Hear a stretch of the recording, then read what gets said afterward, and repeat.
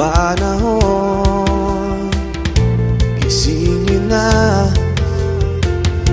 damdamin na natutulog, mangbuklod-buklod sa iisang mithiin, isang layunin.